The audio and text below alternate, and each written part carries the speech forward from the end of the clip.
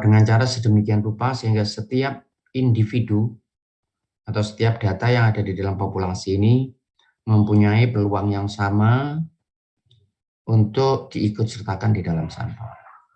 Bagaimana caranya? Caranya manusia jangan ikut serta, begitu kira-kira konsepnya, agar semua proses pemilihan itu terjadi secara alamiah. Nah, salah satu yang bisa digunakan, seperti saya sampaikan kepada saudara, dengan menggunakan kertas yang dimasukkan ke dalam kaleng, kemudian dikocok, itu. Tetapi cara yang lebih elegan, saudara, dengan menggunakan bilangan random seperti ini. Ya. Jadi saya sampaikan ke saudara, ini di buku-buku manajemen, di buku statistik selalu ada, walaupun mungkin bukan dengan angka yang sama. Tapi sama-sama random, saudara ambil saja salah satu mana yang saudara inginkan, kemudian saudara bisa pilih dari mana saja boleh. Dari sini misalnya saya ambil 3, kalau saya ingin mengambil 100 mahasiswa teknik mesin dari 1000 orang, kemudian saya akan menggunakan 3 digit, dari mulai 000 sampai 999. Kemudian saudara ambil 3 ke bawah, seperti ini boleh, 3 ke kanan juga boleh. Jadi 000, kemudian 697, kemudian 336, kemudian 331. Baik itu yang dan seterusnya sampai kita memperoleh sebanyak yang diinginkan. Berapa yang saudara inginkan. Saudara inginkan 100, ya ambil 100. Kalau masih kurang mau ditambah lagi, ya silakan. Saudara bisa menggunakan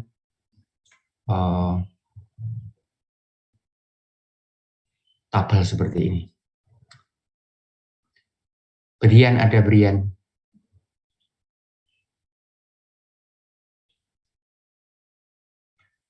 Tidak ada. Dava ada Dava.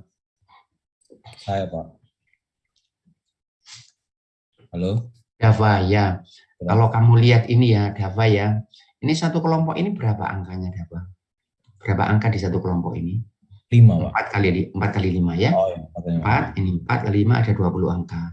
Ya. Di sini ada berapa, saudara? 20 angka, gitu ya. Hmm. Nah, kalau saya ambil kelompok ini lah. Pikirkan sebentar ya.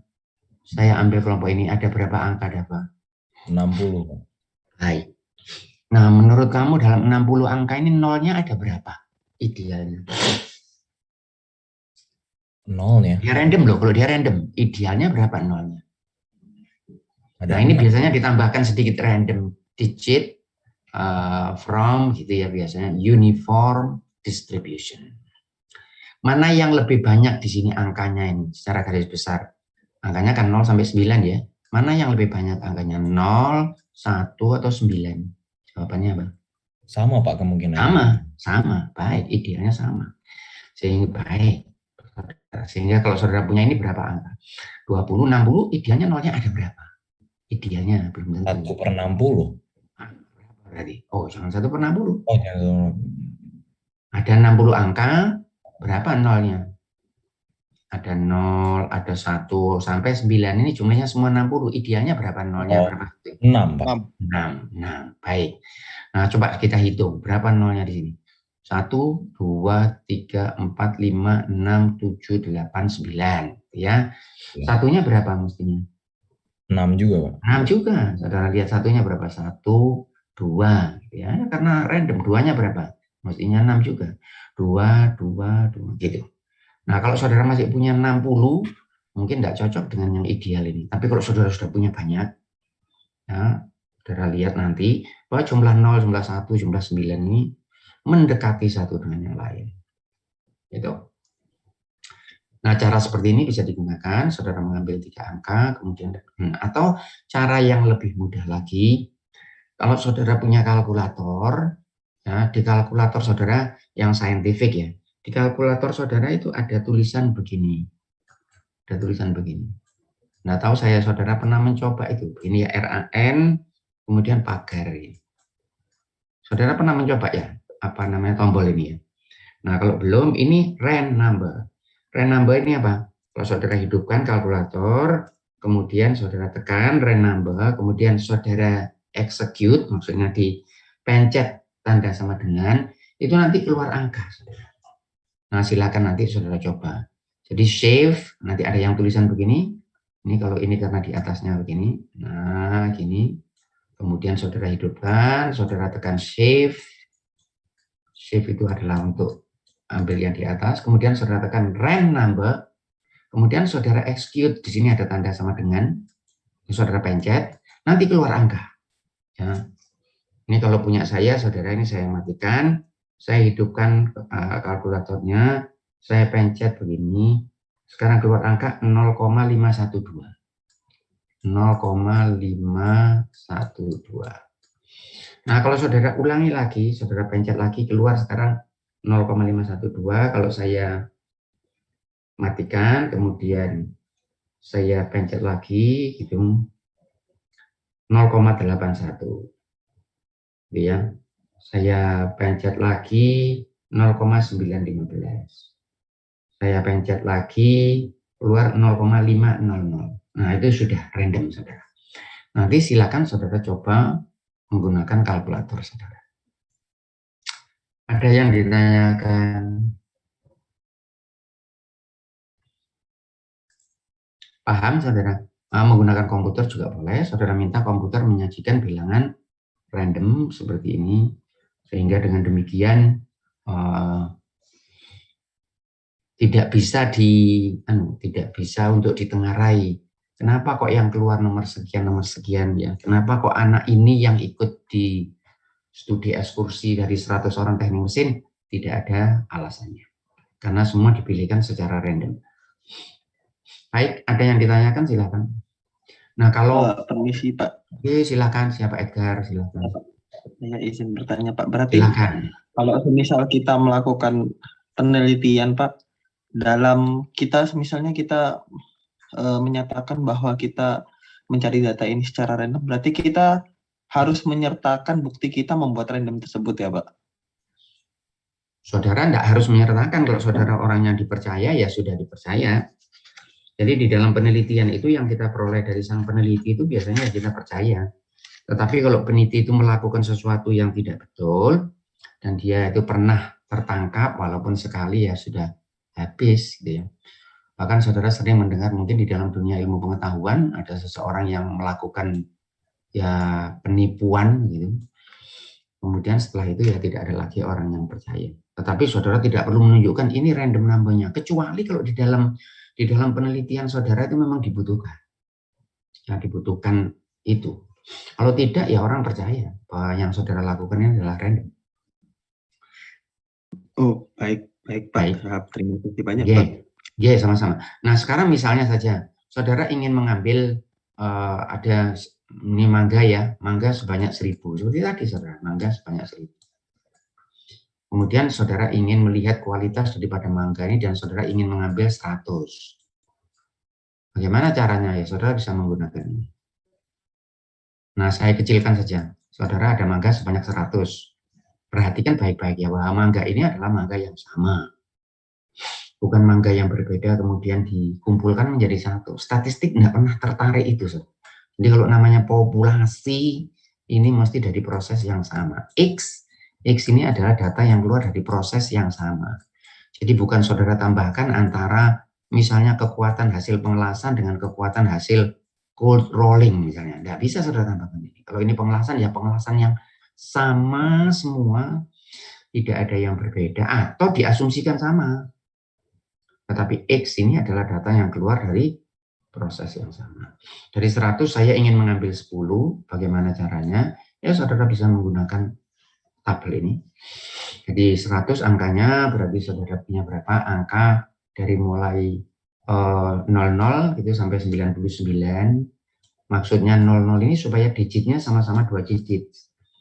Saudara mau 01 nanti yang terakhir keluar angka 100. Berbeda yang 1 2 digit, yang 1 3 digit. Untuk begini 00 semua. Kemudian saudara gunakan ini. Misalnya mulai dari sini 02, berarti mangga nomor 02, kemudian 12, 48, 37, 53, 58, 89. Ya, ini kalau saudara ambil data dimanapun, mesti antara 0 sampai 100 ya, misalnya 100 datanya ini ada 100, kemudian saudara ambil 00 sampai 99, mesti spektrumnya itu begini. Jadi ada yang di antara yang kurang dari 10, di antara 10, 20, 20, 30, mesti begini. Nggak mungkin memihak satu tempat gitu aja. Kecuali kalau sedikit. Saya ambil dari sini ya, ini 52, ada ya 5, 9, 7, 0 ada, 9 lagi 2 ada, 3 ada, 5 ada, 4 ada, 1, hampir semua ada, saudara. Ya, di sini saudara lihat. Kalau saya ambil satu angka di sini semuanya dari 1 sampai 0 sampai 10, 9 ada. 5, 9, 7, 0, 9, 2, 6, 3, 4, 1, semua ada, 8, 6 ada, semua ada. Ya, kalau saudara mengambilnya lebih banyak, ya lebih representatif. Baik, ada yang ditanyakan lain, silakan.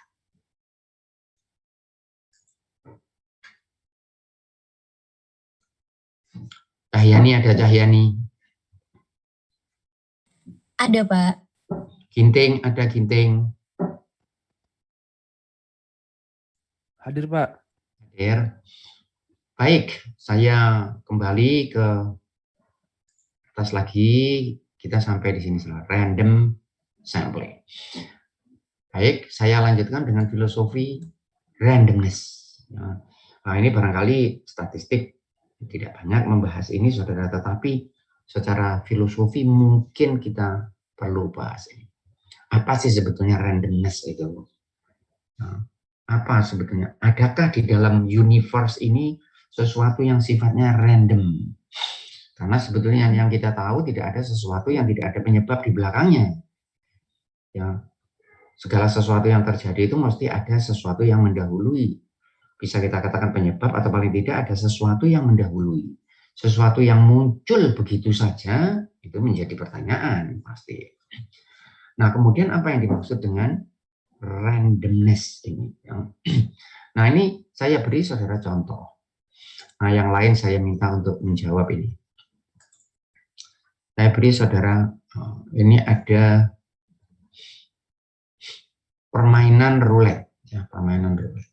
Tidak harus roulette, apa saja. Saya tidak mengerti roulette ini, tidak terlalu mengerti. Ya, kenapa? Karena tidak terlalu tertarik. Anggap saja ada yang hitam, ada yang merah, gitu. Ini ada permainan roulette. Kemudian katakanlah ada angkanya. Jadi ada angkanya, kemudian roulette ini diputar. Ini permainan begini ini adalah permainan yang dikatakan random.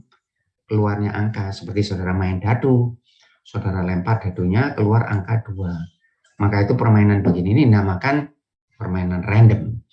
Ini kalau istilahnya agak menarik, saudara. Kalau bahasa Perancis itu namanya begini. Jeu d'hasard. Hazard itu saudara tahu ya. Jeu d'hasard. Jeu d'hasard ini maksudnya permainan yang karena kebetulan.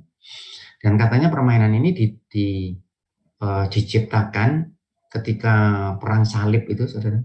Nah, tentara Perancis yang datang ke Palestina sana, mereka berada di benteng dan menciptakan permainan-permainan dengan menggunakan dadu dan sebagainya. Nah, bentengnya ini namanya Al-Azhar. Namanya Al-Azhar, tetapi orang Perancis bilangnya Azhar. Sehingga dijadikan permainan Azhar. Nah, sekarang kata-kata hazard ini menjadi sesuatu yang artinya kebetulan. Ya, saya punya roulette seperti ini, kemudian ada angka, kemudian roulette diputar, setelah diputar keluar angka jatuh pada angka 28. Misal saja, saudara. Teknisnya saya tidak terlalu paham, tapi misal saja jatuh pada angka 28. Nah, kemudian ada pertanyaan, kenapa kok 28? Gitu. Apa jawabannya? Saya tidak tahu. Saya tidak tahu jawabannya. Ya, kenapa kok 28? Tidak tahu. Nah, tetapi saya tanya, saudara. Ya, saya tanya, coba dari bawah. Saya tanya, apa kira-kira faktor, gitu ya, yang kalau faktor itu berubah, maka angka 28 ini berubah. Misalnya jadi entah 29, entah jadi 27, entah jadi 26. Faktor apa yang ada pada permainan roulette ini? Jadi roulette ini ada roda kecil. Sesuatu yang pakai add itu artinya kecil sebenarnya. Ya, berasal dari bahasa Perancis, bahasa Inggris juga begitu. Jadi seperti kalau saudara punya sak, ini artinya kantung. Kalau kantong kecil, saset. Saudara pernah dengar kata-kata saset? Pernah ya? Pernah, sering. Nah, ini tulisannya ya sachet begini, sachet ke. Nah, ini maksudnya apa? Sak, kantong. Kalau set itu maksudnya kantong kecil. Gitu.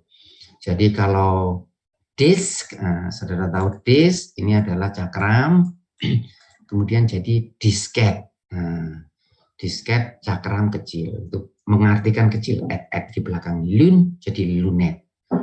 Tapi kalau siluet lain, siluet memang asalnya siluet. Ya 28 keluar 28, kemudian saya tanya kenapa ini ada cakram kecil, ada roda kecil, roll jadi roulette, roda kecil kemudian diputar saudara oleh pegawainya itu diputar, kemudian dadu dilempar, jatuh 28. Yusuf, apa yang menyebabkan dadu keluar angka 28? Artinya begini, kalau itu faktor itu berubah, maka yang keluar 28 tidak jadi 28, tapi jadi 27, 26. Apa? Banyak ini, beribu-ribu. Apa Yusuf satu aja?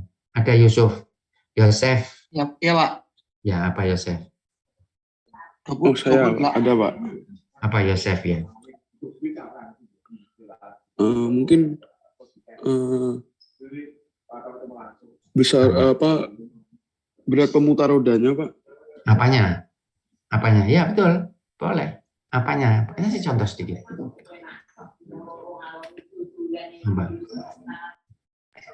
Mungkin berat dari rodanya, Pak. Roda yang bakal diputar. Ya, boleh.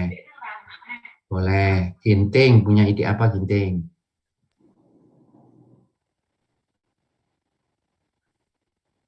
Saya ingin menjawab, Pak. Silakan.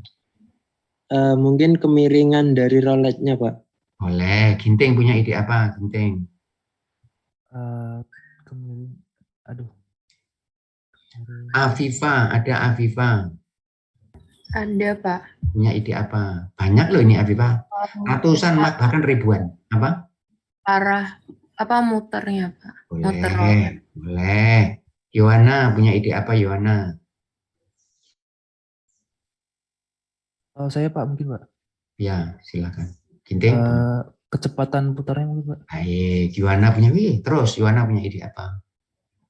Menurut saudara kalau kecepatannya diubah masih tetap jatuh 28. Kalau kecepatan diubah apa jatuh 28 tetap gitu? Tidak kan? Tidak, Pak. Nah, bisa saja tetap 28 bisa saja, tetapi tidak mesti bisa berubah.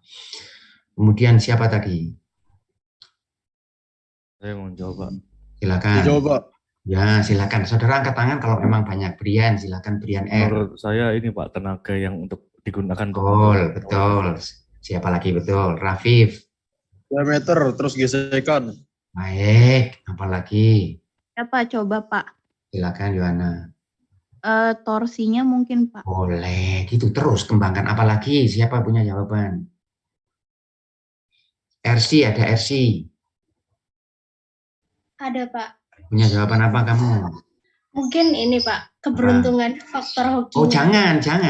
Kalau itu berberuntungan itu ya ini apa namanya chance ini, random ini keberuntungan. Yang lain. Yang akhirnya yang faktor. Boleh. Apanya orangnya? Yang dimakan tadi pagi gitu? Mungkin. Iya, mungkin. Bisa saja kan? Kalau makannya dia sehat, tenaganya menjadi lebih besar. Kemudian yang digunakan nanti yang diputarnya dengan apa torsi yang lebih besar ya hasilnya lain. Harvin. Ya Pak, kalau angkanya diubah-ubah boleh nggak Pak? Di apa?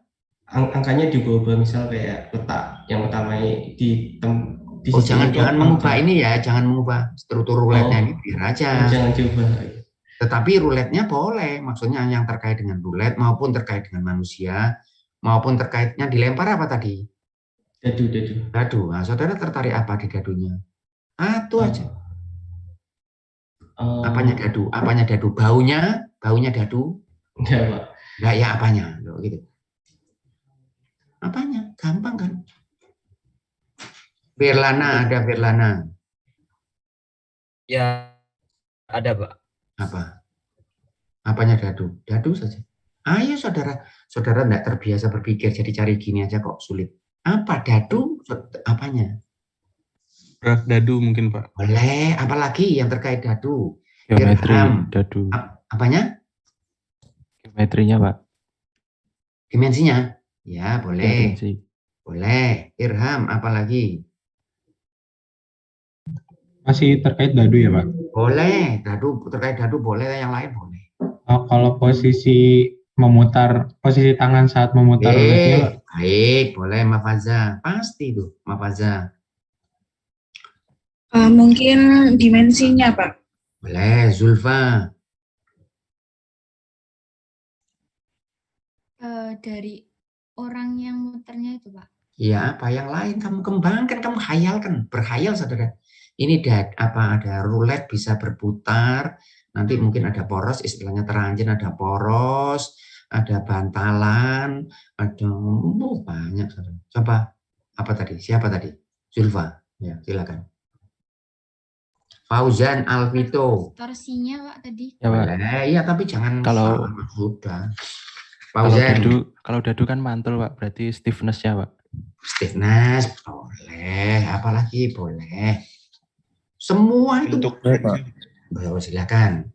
Siapa? Ini Pak, Kafka. Ya, turunnya. siapa? Oh, Kafka dulu aja, Pak. Siapa ya? Kafka boleh. Mungkin kondisi rodanya, Pak. Apa? Ya apa? Kalau misal rodanya udah kurang bagus, nanti muternya kurang bagus juga, Pak. Baik, boleh. Apalagi? Siapa yang lain? Bona Baskoro.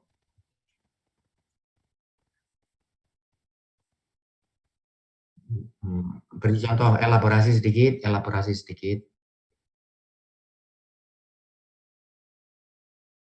Boleh. Mas, boleh. Apalagi? Dimas Aji. Pak, mungkin dadu, Pak. Tentang dadu. Ya, dadu boleh apa? Gravitasinya, Pak. Boleh, apalagi? Fadel.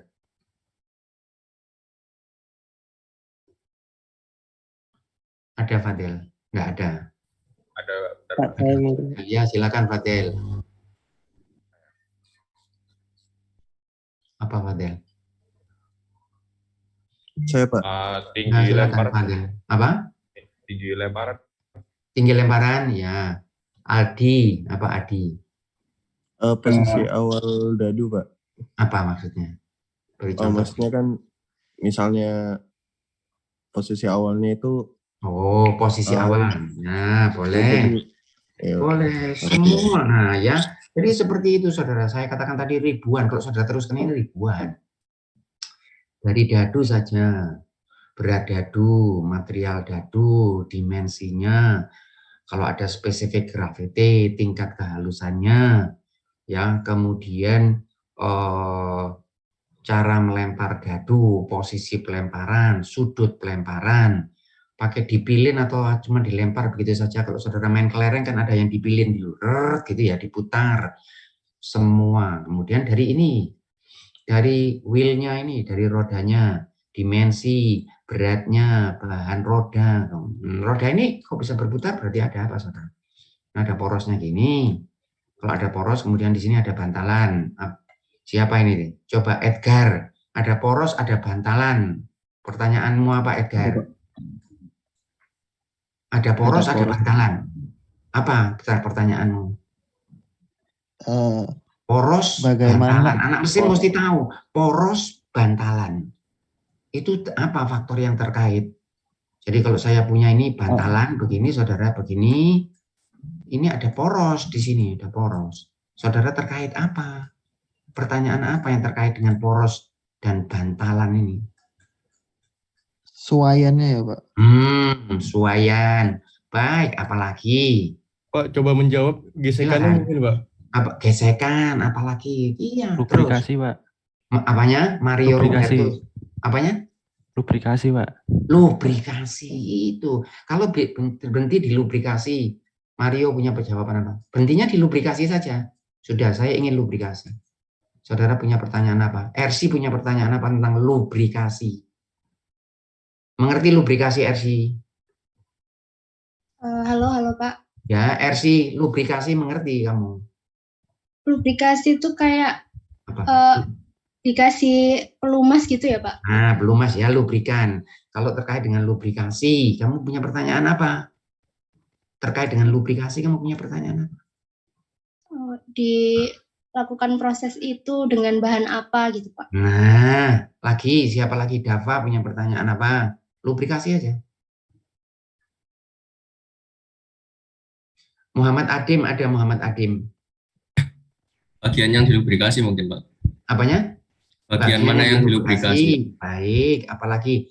Gozi, ada Gozi. Takaran, Pak, takaran. Takaran, maksudnya apa? Jumlah yang ditambahkan? Ya, takaran. Ya, bukan takaran itu. Kalau takaran itu saudara kan nanti kan ditambahkan. Rofif, ada Rofif. Hadir, Pak. Apalagi Rofif? Menurut saya mungkin jenis lubrikasi. Baik. Jenisnya tarik.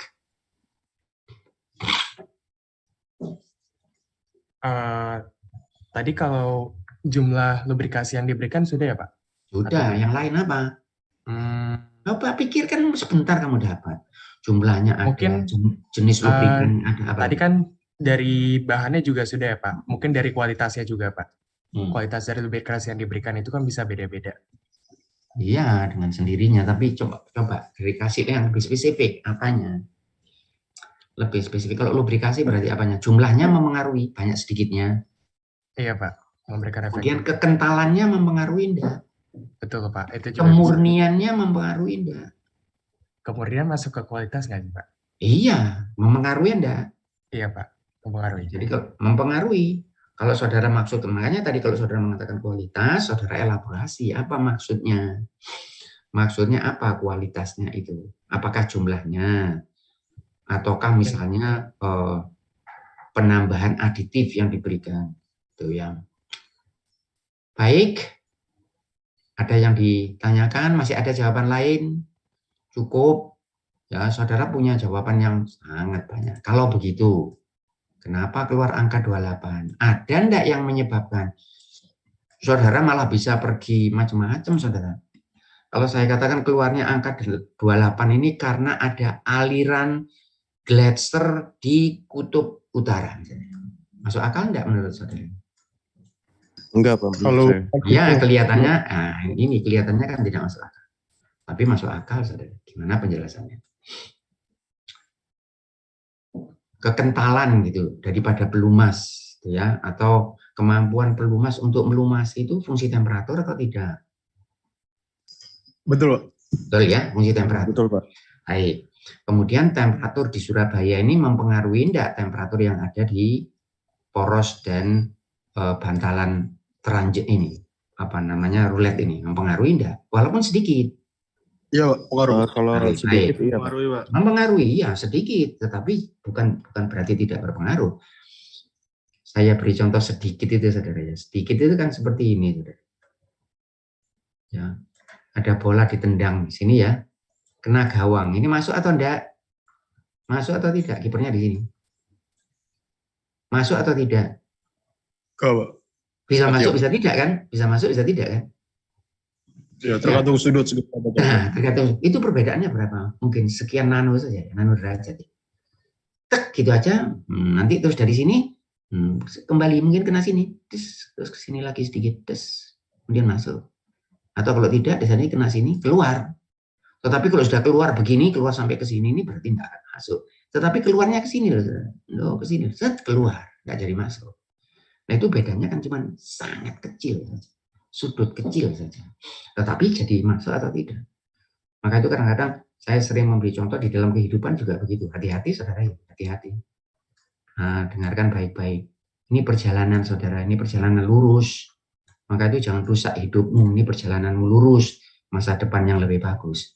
Kamu belok aja sedikit, beloknya itu sedikit, misalnya ya coba narkoba, mudah-mudahan saudara tidak ada, minum minuman keras sedikit saja, tadinya cuma sedikit, ini punya teman, kemudian saudara cicipi, cep, gitu aja sedikit, saudara sudah belok ini arahnya. Ini nanti 20 tahun lagi, nah mestinya saudara di sini 20 tahun lagi sudah lain. Jadi sekarang sudut alfanya itu sangat kecil, bahkan tidak terlihat. Tapi in the long run, pada masa yang lebih jauh, dampaknya besar. Maka itu hati-hati. Nah ini saya punya glacier yang turun, akibatnya apa? Temperatur berubah di Antartika. Temperatur dunia ini ada hubungannya enggak dengan temperatur di Antartika atau di kutub utara, kutub selatan, ada hubungannya enggak? Aduh. Sangat ya. Saudara pernah dengar sekarang istilah global warming, iya kan? Dan ini serius ini saudara. Nah, beberapa saat yang lalu sampai di Indonesia ini koran-koran agak ribut sedikit karena Joe Biden, Presiden Amerika itu bilang Jakarta akan tenggelam dalam berapa puluh tahun lagi. Nah, yang saya heran orang Indonesia itu kok jadi bingung ketika Presiden Amerika bilang, padahal sejak dulu orang sudah mengatakan bahwa Jakarta itu akan tenggelam. Kita ini enggak tahu saya bangsa yang apa saudara, inferior gitu ya, inferior. Mengerti saudara inferior? Kalau sesuatu datangnya dari luar negeri itu tiba-tiba dicaplok gitu aja. Kalau Joe Biden yang ngomong semua orang ikut ngomong, latah itu saudara istilahnya. Padahal istilah Jakarta itu mau tenggelam sudah sejak dulu. Saudara tahu di pesisir utara itu seperti Pekalongan dan sebagainya, air laut sudah naik. Rumah-rumah yang tadinya di tepi laut sekarang sudah tenggelam karena air laut sudah naik. Apa ini terjadi? Karena apa ini? Ada hubungannya dengan Antartika? Ada hubungannya? Ada, Pak. Ada hubungannya? Ada. Nah, maka begitu kalau saudara cari mungkin ya ada hubungan. Tetapi kalau saudara lihat bahwa yang menyebabkan angka 28 ini faktornya terlalu banyak. Itu tadi yang saudara setiap orang satu. Ya. Sehingga saya tidak bisa lagi untuk mengatakan ini mempengaruhi apa. Nah, kalau sudah faktornya terlalu banyak, yang pengaruhnya satu dengan lain saya tidak tahu, maka saya katakan itu random. Tetapi sebenarnya keluarnya angka 28 ini bisa ditelusuri, tetapi terlalu sulit. Sehingga orang menciptakan istilah random. Maka itu saya sering mengatakan bahwa random itu adalah cara manusia menutupi kebodohannya. Kalau dia sudah tidak tahu, kemudian dia menciptakan istilah random. Ya, sama dengan itu saudara, pengaruh nanti kita akan lihat pengaruh lingkungan, gitu ya. Kemudian mudah-mudahan saudara bukan tipe yang ini. Lingkungan, orang tua, keadaan ekonomi itu seringkali dijadikan alasan kalau saudara gagal. Jadi kalau saudara gagal di dalam hidup, kemudian saudara mengatakan orang tua saya tidak memperhatikan, saya dari keluarga miskin, saya biasanya begitu. Ya. Nah, sayangnya kalau saudara berhasil, saudara tidak pernah memuji orang tua saudara. Gitu ya. Saudara menganggap itu karya saudara. Baik, ada yang ditanyakan? Mohon izin bertanya, Pak. Silakan ya. Siapa? Terima kasih banyak, Prof. Pak. Ya, terkait randomness. Mungkin kalau dikaitkan dengan investasi gitu, investasi di saham dan sebagainya, kan banyak juga faktornya bisa dibilang dari politik, geografi, ekonomis dan sebagainya. Oh, sangat ya. Ya, di mana kan kalau kita kaitkan dengan agama Islam, hal-hal yang tidak random atau tidak jelas itu kan unsur-unsur haram atau tidak boleh.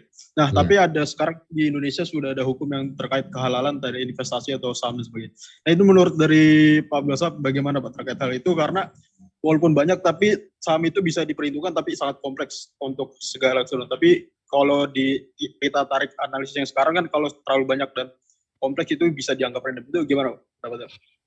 Ya, perhatikan kalau saudara misalnya saham dan sebagainya itu ya, falas gitu misalnya. Falas itu kalau saudara lihat gambarnya kan begini time series ya, ini ya. Nah, kan begini ya. Nah, tetapi ini begini, ini ada penyebabnya saudara. Nah, sehingga yang dilihat itu mungkin secara saintifik, mungkin dilihat tren, kan begitu. Jadi ini secara saintifik. Sehingga orang mengatakan bahwa itu bukan chance gitu ya. Tetapi variasi, tetapi ada hukumnya, tetapi bervariasi gitu ya. Seperti kalau saudara punya buah mangga satu dengan yang lain tidak akan sama besarnya. Ada penyebabnya di dalamnya itu ya. Tetapi penyebabnya itu sulit untuk ditelusuri. Nah, kalau memang di dalam investasi dan sebagainya itu memang ada hukumnya, sehingga naik turunnya itu ada kaitannya dengan, ya, artinya bisa dinamakan seperti unsur perdagangan, maka mestinya tidak apa, ya. Tetapi kalau itu adalah ada unsur gamblingnya, itu yang saudara katakan tadi, kalau di dalam Islam dikatakan haram karena gambling. Jadi hasil saudara itu tidak terkait, saudara bisa saja taruh Rp1.000 dan hilang, atau Rp1.000 dan saudara dapat berlipat ganda. Unsur gamblingnya itu yang tidak boleh. Tetapi kalau saudara memprediksi, ya, saudara memprediksi, misalnya saudara membeli barang sekarang dengan misalnya saja, ini hari raya di sini, saudara, ini hari raya. Kemudian saudara tahu di hari raya itu nanti akan banyak orang yang akan membeli tiba-tiba seperti sarung, kopiah, songkok, dan sebagainya. Kemudian saudara di sini, saudara beli kopiah dan sarung dalam jumlah yang agak banyak. Karena saudara bayangkan nanti, nah kalau begini bukan gambling sebetulnya. Bukan gambling. Karena sebenarnya sudah ada hukum yang mendasari. Nah kalau dia ada hukum yang mendasari, yaitu namanya jual beli. Ya. Saudara beli misalnya apa? Saudara beli hasil palawija ketika panen. Nah, saudara beli dalam jumlah besar karena saudara akan gunakan nanti pada bulan-bulan berikutnya. Nah, ini bukan gambling. Karena saudara tahu kalau misalnya hasil panen pasti jualnya agak sedikit lebih murah. Sementara nanti di sini pasti harganya mahal. Tetapi yang gambling itu yang tidak ada hukum yang mengatur, ataupun ada hukum yang mengatur tetapi sulit untuk diprediksi. Baik, ada yang lain silakan. Berarti kalau disimpulkan di mana ketika faktor-faktor yang berkaitan itu masih bisa diperhitungkan dengan manusia itu tidak dianggap gambling ya Pak? Intinya iya begitu, kalau bisa diperhitungkan dan ada ilmu yang mendasari. Nah, tetapi saya tidak bisa menjawab saudara dengan baik karena saya tidak mengerti ini tentang investasi Bitcoin atau falas dan sebagainya. Dan saya juga akan mengatakan hati-hati dengan orang yang mengatakan ini boleh atau tidak boleh. Pertanyaan saya, apakah mereka mengerti itu dengan baik? Ya, karena saudara untuk memutuskan sesuatu terutama yang terkait dengan agama itu tidak hanya bisa dilakukan oleh seorang agamawan. Jangan tiba-tiba ada seseorang yang kemudian nggak tahu, saya pernah belajar agama di pondok atau lulusan luar negeri, tiba-tiba bilang hukumnya. Pertanyaannya, kamu ngerti betul enggak tentang investasi ini? Ya, kamu ngerti enggak? Kalau enggak ngerti ya kamu jangan berbicara dulu karena kamu pendidikanmu bukan terkait dengan ini. Ini pernah enggak digunakan untuk gambling, saudara? Saya tanya ini siapa tadi, Rafif. Pernah enggak ini digunakan untuk gambling? Tidak sih Pak, karena memang ada. Oh, saya kira pernah, saudara. Saya kira pernah, saudara. Jadi pernah ada orang menghadap komputer begini, saudara. Dia lihat, gini ya, ini gini, turun, beli dia. Setelah itu dia apa? Dia berharap apa? Bisa naik atau tidak. Nah, kadang-kadang turun terus, dia hancur. Jadi ada unsur gamblingnya, tetapi saya bukan orang yang paham tentang ini. Sehingga saya tidak bisa mengatakan ya atau tidak. Ya. Karena kalau saudara untuk mengatakan ya, boleh atau tidak, dua hal yang mesti dimengerti. Dari sisi agama dimengerti dengan baik, tetapi dari sisi fenomena yang dikaji itu harus bisa dimengerti. Ya, saya agak pesimis sedikit kalau para agamawan itu mengerti betul gimana, karena ini bukan masalah yang mudah seperti saudara katakan, ya kan? Ketika katakanlah tentara Israel menyerbu Gaza, ada hubungannya enggak dengan naik turunnya ini menurut saudara? Beberapa sektor ada Pak. Oh iya pasti saudara, ini unsur politik sangat kuat ini saudara. Ya, begitu tentara Amerika ditarik dari Afghanistan, ada hubungannya enggak dengan ini? Ya, begitu misalnya Trump menyuruh anak buahnya menyerbu Kapitol, ada hubungannya enggak dengan ini? Itu langsung saudara. Begitu Kapitol ini diserbu saudara ya. Ya, begitu Kapitol diserbu itu bursa pasar di Amerika goyah. Saudara. Karena mereka wah kalau terjadi entah kerusuhan dan sebagainya nanti pasar kan, sehingga hal-hal seperti ini mesti dimengerti dengan baik. Enggak bisa begitu saja. Baik, ada yang ditanyakan lain silakan. Terima kasih banyak, Pak. Baik, sama-sama ya. Baik. Ada yang lain, silakan. Sehingga sebetulnya random ini sebetulnya tidak ada. Saya punya daun begini, saudara. Di sekolah kita ini banyak pohon-pohon, ini ada daun. Ini kembali lagi saya tanya, saudara. Daunnya ini jumlahnya umpamanya saja 10.000. Daun ini 10.000. Kemudian ada daun yang saya beri nomornya misalnya 3768. 3.768. Nah, kalau saya tanya, saudara bisa tidak memperkirakan daun yang nomor 3768 ini kapan akan jatuh? Bisa tidak itu dilakukan? Nah, sebelum ini, saudara bisa tidak memperkirakan? Atau paling tidak kalau bukan saudara, tetapi manusia bisa tidak memperkirakan? Kapan matahari terbit esok hari? Besok jam berapa matahari terbit? Bisa tidak manusia memperkirakan? Memperkirakan bisa, Pak, perhitungan. Bisa ya. Bisa tidak saudara memperkirakan gerhana bulan untuk tahun 2025? Terjadi kapan gerhana bulan pada tahun 2025? Bisa tidak saudara memperkirakan sekarang? Bisa. Bisa ya, bisa. Bisa tidak saudara memperkirakan? Ini saya punya kolam ulah gitu ya, kolam air. Bisa tidak saudara memperkirakan? Kemudian ini ada air yang mengucur dari keran. Bisa, ini kolam kosong. Bisa tidak saudara memperkirakan kapan kulah ini akan penuh? Bisa tidak? Bisa, Pak. Bisa ya? Tepat atau tidak tepat? Tepat. Sangat tepat, tergantung peralatan saudara. Ya, kalau seperti kulah seperti ini, saudara tinggal tahu berapa panjang, lebar, tinggi. Saudara dapat volume. Kemudian saudara tahu debit air yang keluar, yaitu debitnya adalah volume cm3 per satuan waktu. Kalau saudara bagikan, dapat waktu. Volume saudara bagi dengan volume per satuan waktu, T dapat T, waktu penuhnya ini. Manusia bisa tidak membuat prediksi seperti ini? Bisa. Karena apa, saudara? Karena semua itu ada hukumnya. Ya, ada hukumnya. Ada sebab akibat. Itu yang diistilahkan deterministik. Deterministik tertentu. Ya. Nah, sehingga kalau saya kembali ke daun ini, bisa tidak saya memprediksi meramal daun nomor 3768 jatuh pada tanggal berapa?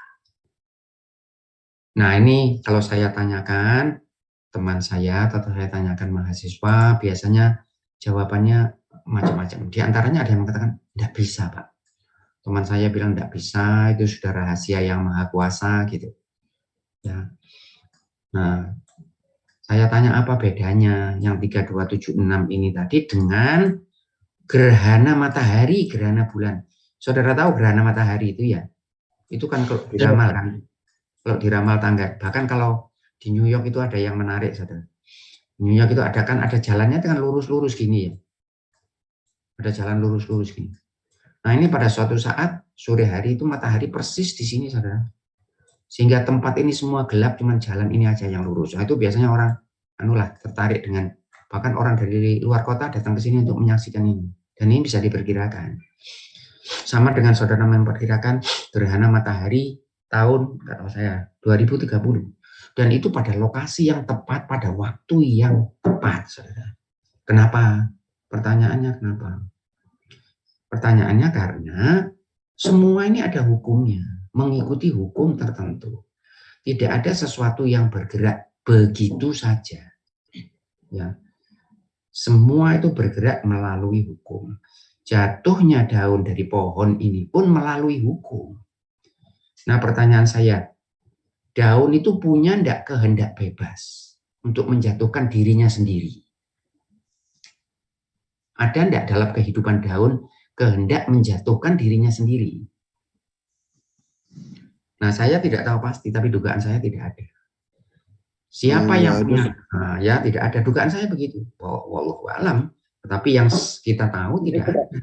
Tidak kalau ada. Karena faktor umur daunnya seperti itu udah tua, itu mungkin dari situ. Makanya, jadi daun yang jatuh itu karena ada faktor. yang menyebabkan daunnya jatuh. Nah, sekarang kalau saya tanya saudara, apa faktornya? Abi Surya, apa faktor yang menyebabkan daun jatuh? Mungkin kekeringan dari Baik, dahannya, Pak. baik. Andika, apa Andika?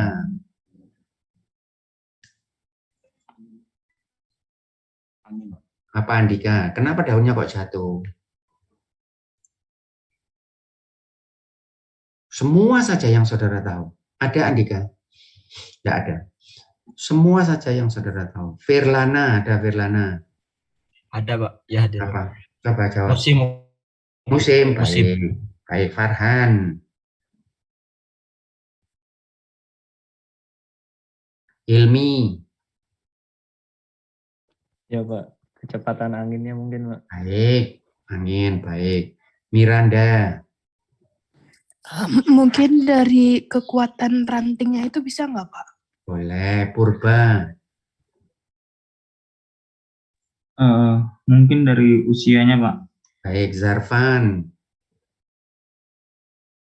Mungkin dari gravitasi, Pak. Boleh. Ya, semua yang terkait. Jadi daun yang jatuh itu bukan kehendak bebas. Bukan dia mengatakan, sudah, sampai di sini saja pertemuan kita, aku jatuh. Enggak. Siapa yang bisa mengatakan seperti itu, saudara? Di universe ini siapa yang punya kehendak bebas? Makhluk yang mana yang punya kehendak bebas? Manusia Pak. Manusia. Manusia mungkin, Pak. Manusia. Kalau saudara percaya, ada yang tidak percaya. Ada yang mengatakan kehendak bebas itu cuma ilusi saja. Kita ini tidak lebih ya seperti daun ini aja, saudara. Semua ditentukan oleh hukum sebab akibat. Ada benarnya itu. Ada benarnya, tapi tidak sepenuhnya. Nanti kita akan lihat. Daun yang jatuh ini karena apa, saudara? Karena dia terkena faktor-faktor itu. Ya, karena kekeringan, karena angin, karena umurnya sudah tua, karena layu, karena dipagut atau dipatuk oleh burung, gitu ya, karena kena anak kecil main layang-layang, kemudian saudara putus, karena semua saudara dilempar batu apapun. Nah, kalau saudara tahu itu tadi faktor X1 dan seterusnya ini, saudara bisa meramal. Kapan daun ini putus? Saudara bisa meramal. Seperti saya ceritakan saudara tentang orang menemukan planet Neptunus itu. Ya kan?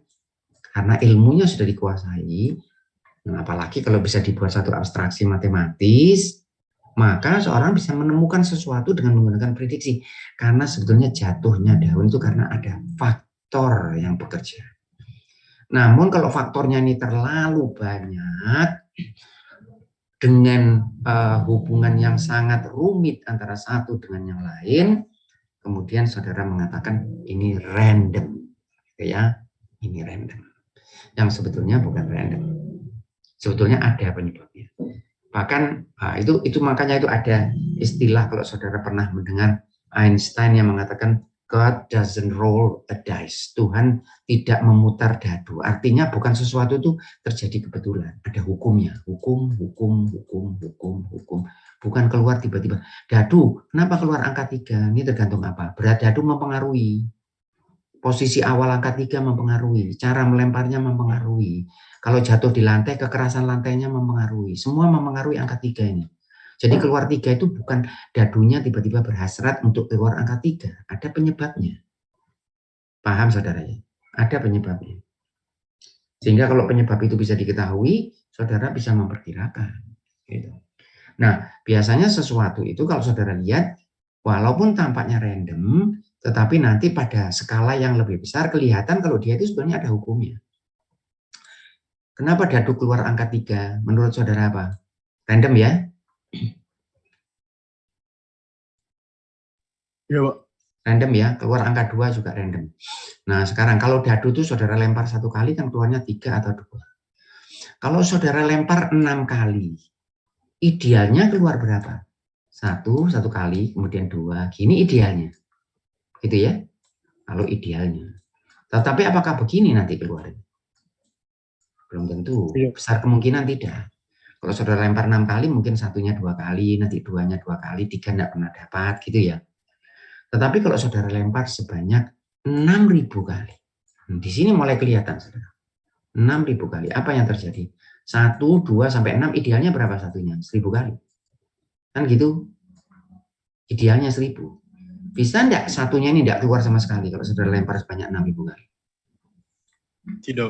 Enggak akan, saudara enggak akan. Ya. Nah, idealnya kalau saya melihat apakah dadunya adalah dadu yang fair, dadunya ini dadu yang fair, gampangnya adalah bagaimana? Saya lempar banyak kali, jangan 6 kali atau 12 atau 18 kali, kurang. Saudara lempar misalnya 6.000 kali, kemudian saudara lihat satunya ini berapa. Nah, ini mestinya satunya 1.000 kali. Nah, paling tidak mendekati. Nah, ternyata fenomena-fenomena itu seperti itu kalau dia fair. Walaupun kelihatannya untuk 1 dan 2 dan 3 kelihatannya random, tetapi ketika dalam bentuk yang besar, ada hukumnya. Yaitu dia punya distribusi yang rata atau uniform seperti ini. Nah, dapatnya berapa? Enggak 1.000, mungkin 1.050, 976, tapi mendekati 1.000. Kalau ini saudara buat 600.000, ini akan mendekati 100.000. Makin dekat dengan 100.000. Begitu, makanya ada istilah law of large number, bahwa angka yang besar baru kelihatan hukumnya. Baik, ada yang ditanyakan? Nah, sehingga sebetulnya kalau saudara melihat randomness, itu adalah pada prinsipnya sebetulnya ada hukum yang ada di dalamnya. Tetapi karena hukumnya ini terlalu kompleks, sehingga kita menggunakan istilah random, seperti itu ya. Baik, saya lanjutkan dengan deterministik dan indeterministik. Jadi pada prinsipnya kita ini dijerat oleh hukum-hukum, apakah di dunia ilmu kealaman maupun di dunia yang lain. Ya. Kenapa ada ilmu psikologi, saudara? Ada ya ilmu psikologi, mempelajari tentang apa? Tentang perilaku manusia. Kenapa ada ilmu psikologi? Manusia itu unik atau tidak unik? Saudara sama enggak dengan saya? Fauzan, ada Fauzan? Ada, Pak. Kamu sama enggak dengan saya, Fauzan? Perilaku? Tidak, Pak. Enggak sama. Kamu punya personality sendiri kan? Kamu punya Pak. kepribadian sendiri, saya punya kepribadian sendiri. Tapi kenapa kok ada psikologi? Karena walaupun saudara punya kepribadian sendiri dan saya juga punya kepribadian sendiri, tapi kita ini namanya makhluk yang namanya manusia.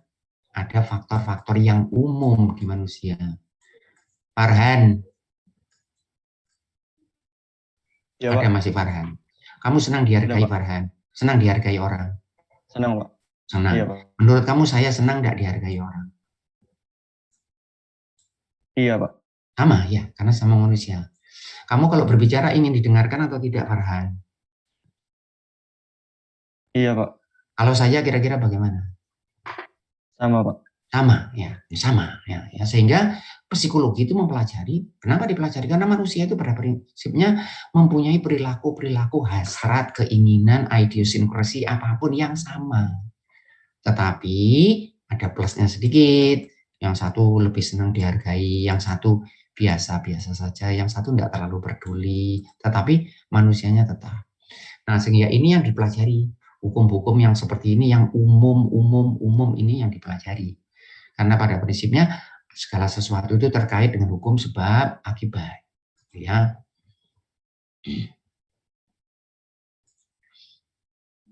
Gitu.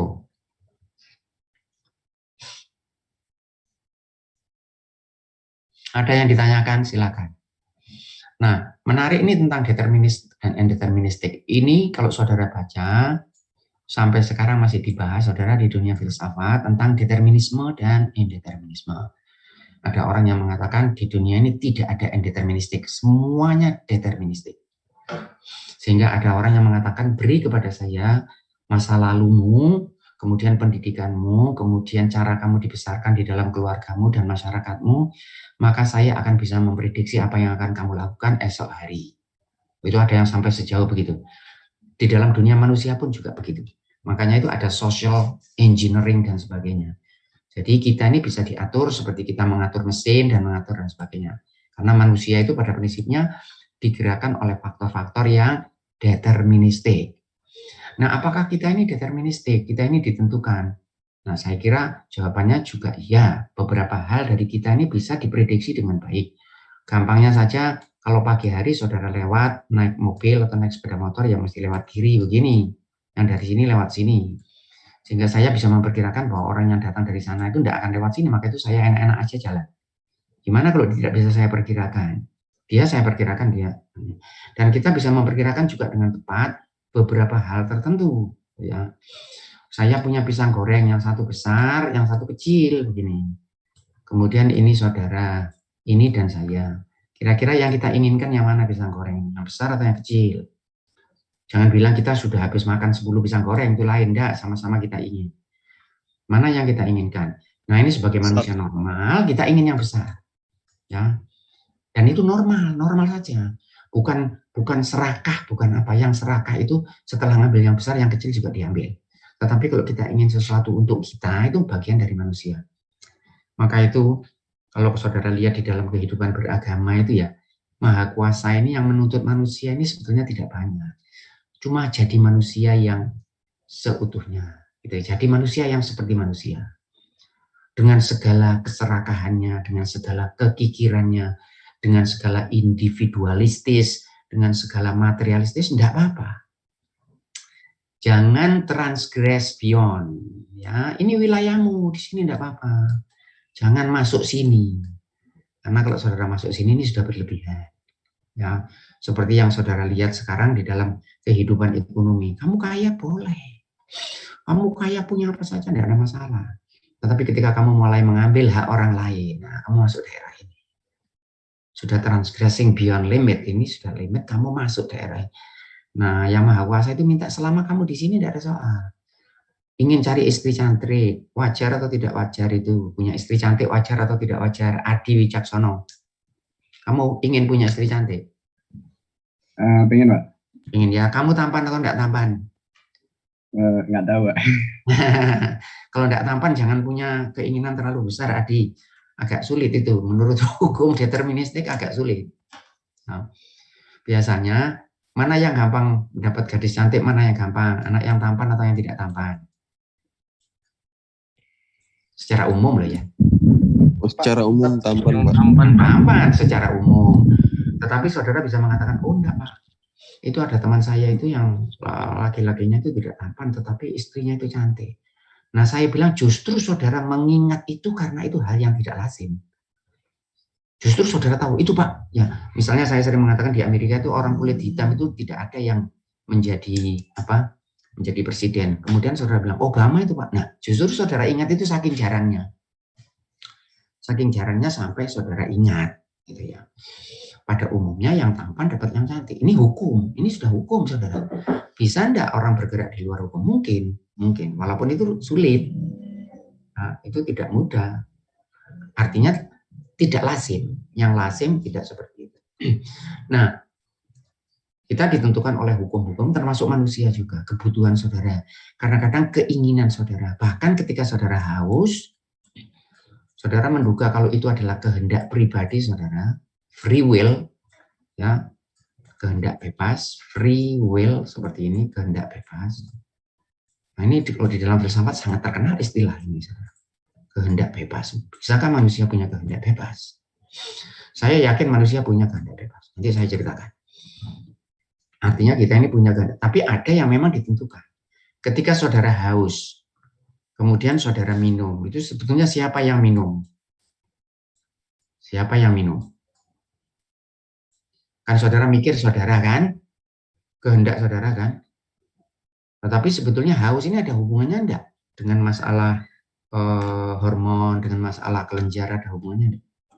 Ada hubungannya enggak haus ini dengan kadar garam di dalam darah, di dalam sel saudara, ada hubungannya enggak? Jadi haus ada. Haus ini bukan kehendak saudara. Dari mana saudara? Saya tahu kalau haus dengan bukan kehendak. Karena saudara tidak bisa mengendalikan.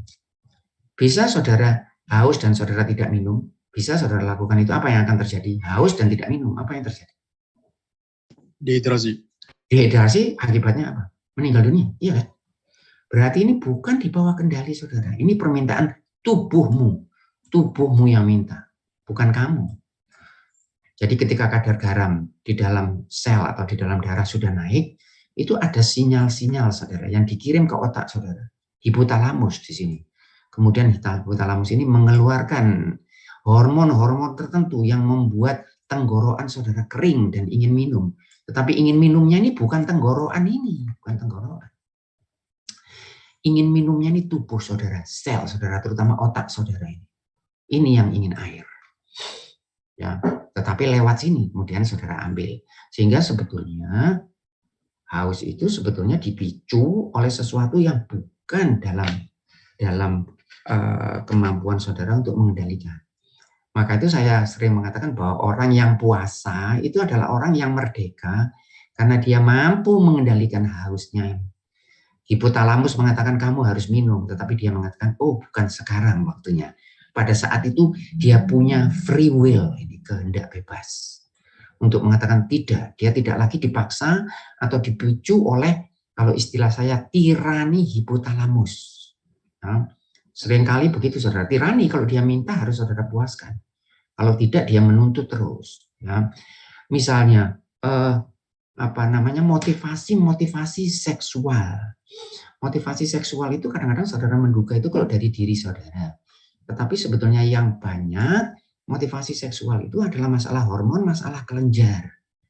Karena akan ada saat-saat tertentu di mana walaupun saudara punya motivasi yang kuat, namun saudara sudah tidak lagi punya hasrat.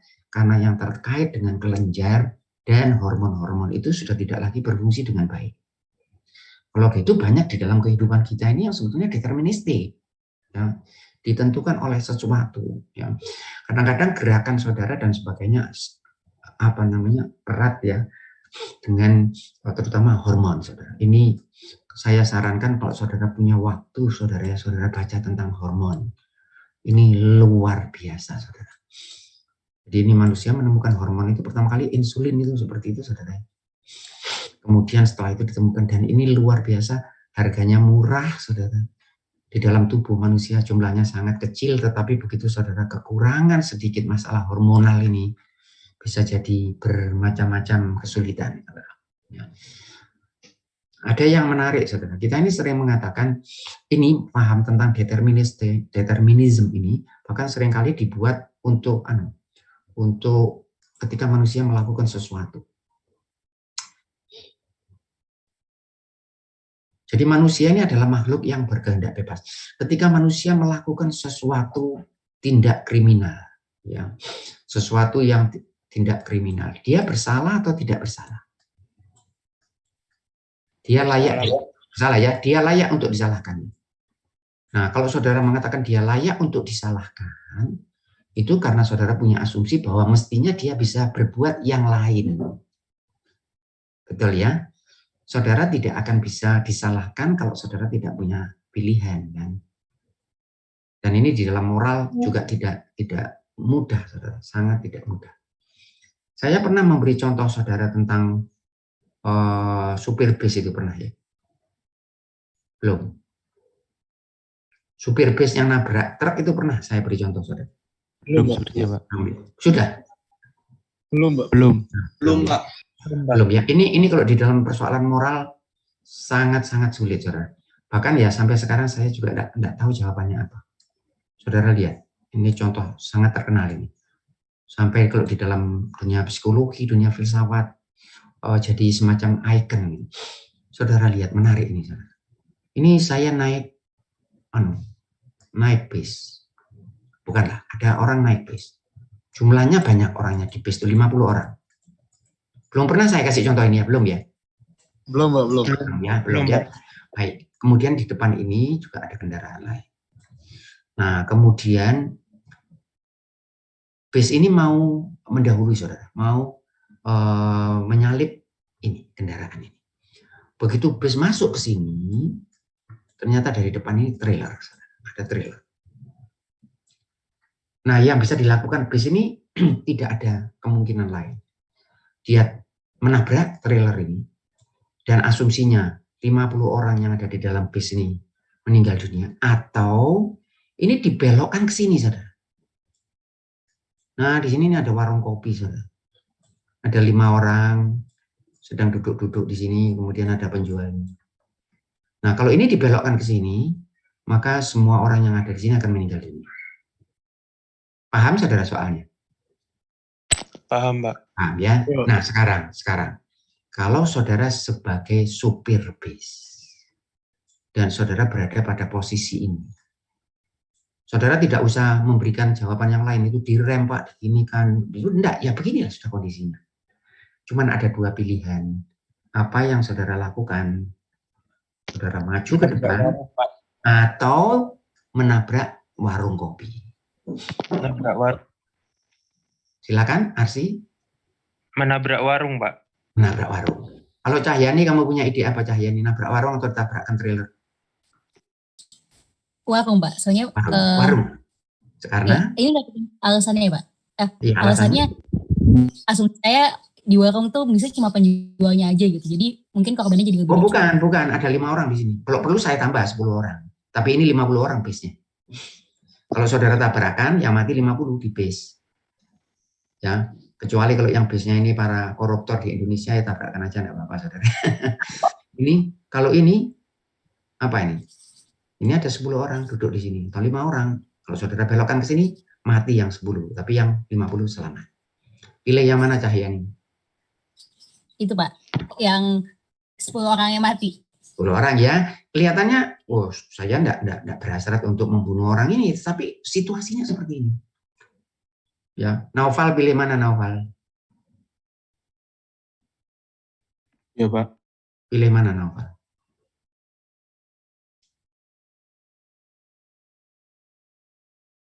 Halo.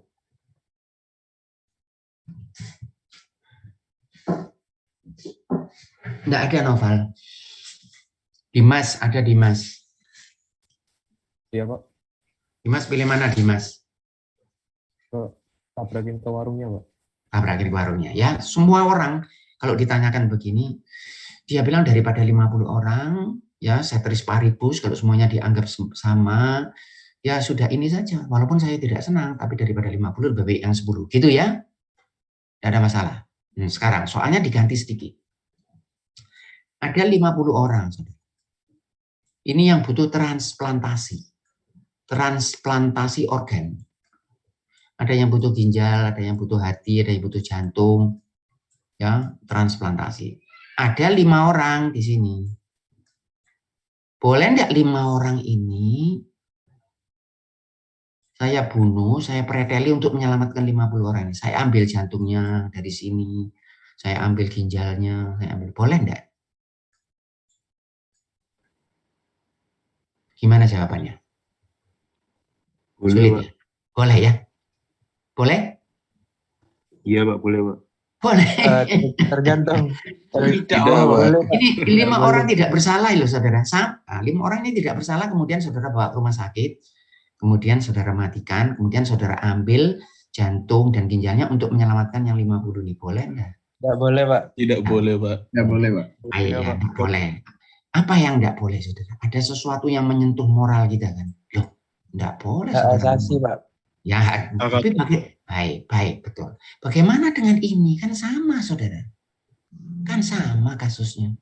Nah, ini yang saya katakan jawabannya sulit. Apa bedanya? Nanti pikirkan di rumah. Pertemuan kita yang akan datang, coba saudara lihat apa bedanya ini dengan ini. Kasus BIS dengan kasus transplantasi, apa bedanya?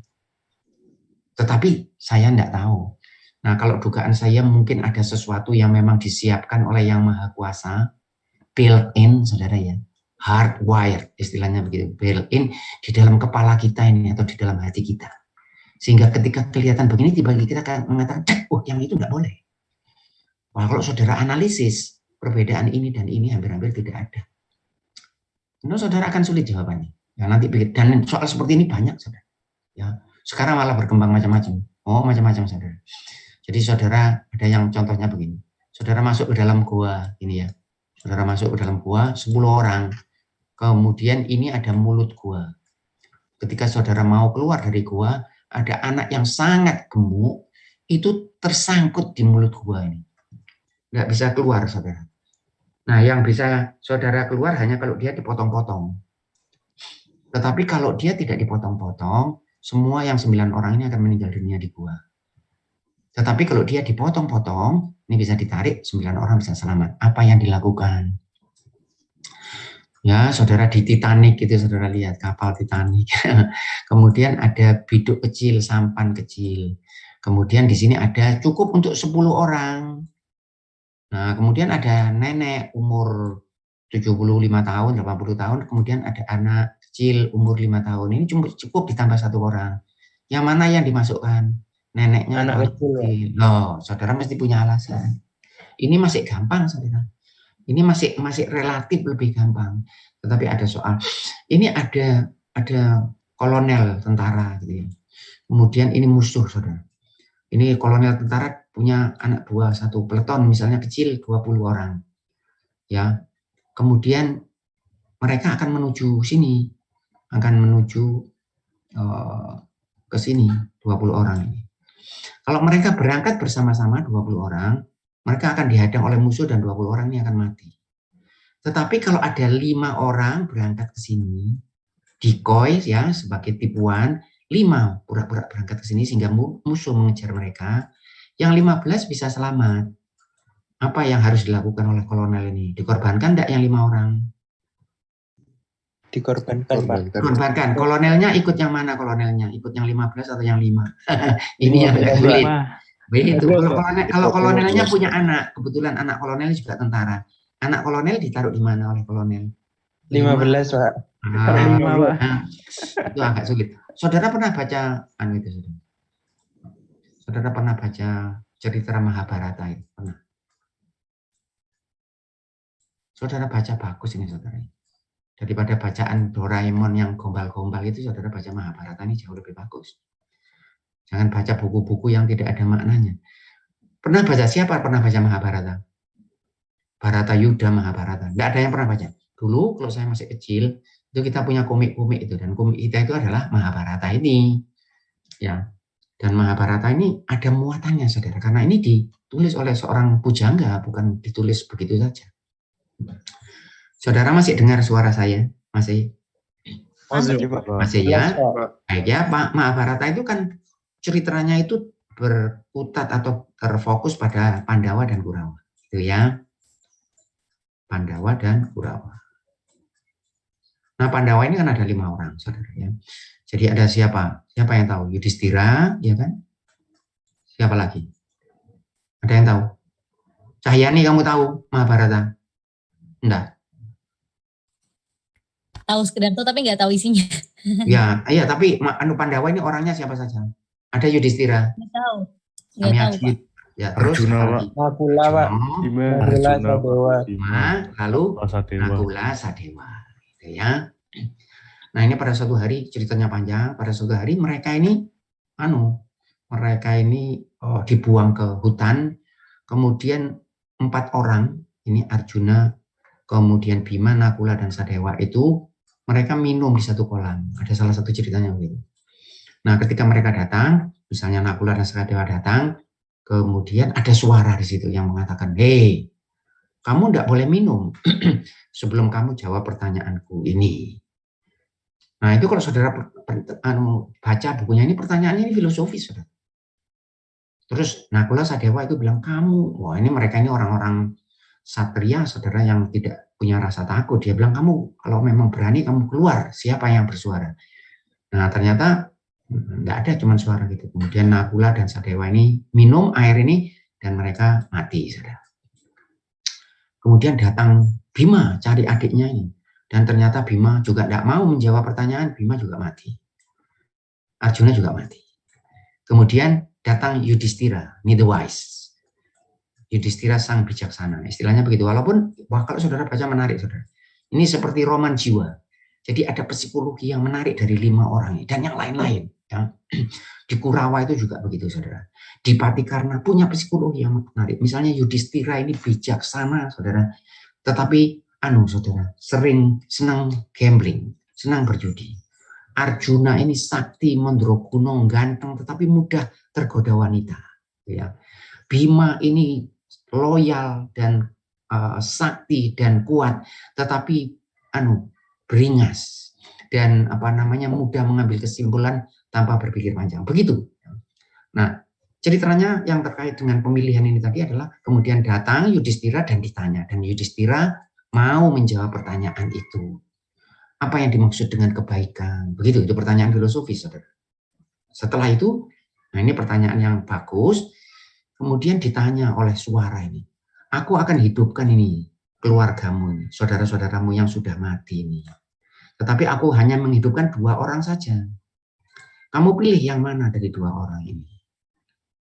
Nah, mereka ini saudara, Arjuna, kalau saya tidak salah, mudah-mudahan tidak salah, seingat saya begitu, Arjuna, kemudian Yudhistira dan Bima itu satu ibu. Jadi Pandawa ini 2 ibu, saudara. Pandu, ini Pandu ayahnya ini punya istri 2, Ibu Kunti dan Ibu Madrim.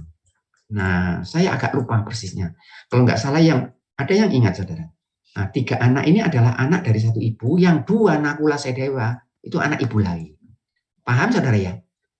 3 Arjuna, paham ya? Arjuna dan Yudhistira dan Bima itu ibu yang sama. Jadi seayah seibu, ibu kandung. Kemudian yang Nakula Sadewa, ibu yang lain. Nah, Yudhistira ini mengatakan begini, saya yang pilih hidupkan 1 Arjuna dan saya agak lupa persisnya dan Nakula. Karena apa, saudara? Karena dia, nah mestinya kalau dia milih, dia akan pilih saudara-saudara yang sekandung ini, yaitu Arjuna dan Bima. Tetapi dia punya pikiran lain. Nah, dia ingin bahwa setiap anak dari ibu yang lain itu masih diselamatkan. Itu tadi yang saya tanyakan, siapa yang diselamatkan? Apakah anaknya sendiri atau anak orang lain? Nah, ini kemudian karena suara ini sudah puas, maka dihidupkan semua saudara-saudaranya ini. Ya. Itu cerita yang terkait dengan masalah determinisme di dalam moral. Di buku-buku filsafat itu, saudara, ada pengarang yang namanya, sudahlah nanti kalau saya ingat saya sebutkan. Dia itu sebenarnya penulis itu bukan seorang filosof, ya, tetapi tulisannya itu dimasukkan di buku filsafat karena terkait dengan filsafat moral. Karena kalau saudara tanya, apakah manusia itu makhluk moral atau tidak? Oh, ini jadi pertanyaan yang paling besar di dalam dunia filsafat. Karena kalau manusia itu bukan makhluk moral, maka dia tidak bertanggung jawab secara moral. Kalau dia tidak bertanggung jawab secara moral, maka dia tidak bisa disalahkan. Ya, maka dia tidak bisa disalahkan. Manusia itu bisa tidak disalahkan. Kalau saudara mengatakan, ya orang yang berbuat jelek itu harus dipenjara karena dia bisa disalahkan, itu asumsinya bahwa manusia itu bertanggung jawab secara moral, dan ketika dia berada pada dilema moral, manusia itu bisa memilih. Karena ada yang mengatakan sebetulnya manusia itu tidak bisa memilih.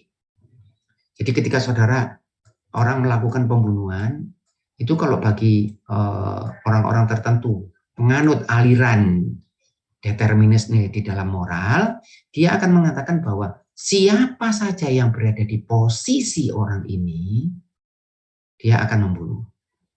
Jadi dia membunuh itu bukan karena masa lalunya yang menentukan, karena pendidikannya, karena genetik dan sebagainya. Paham, saudara? Sehingga pada akhirnya tidak akan ada manusia yang bertanggung jawab.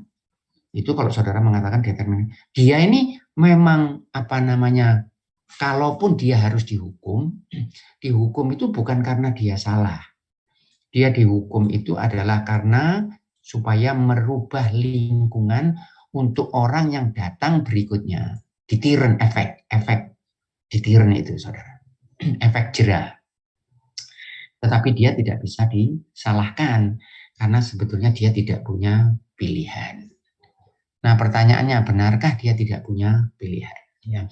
Nah, yang menarik, saudara, ketika manusia itu menghasilkan sesuatu yang bagus, berprestasi, nah saya tanya misalnya, saudara ujian dan saudara dapat A, itu saudara menduga kalau itu prestasi saudara atau bukan? Siapa mau jawab? Ujian dapat A itu prestasi saudara atau bukan?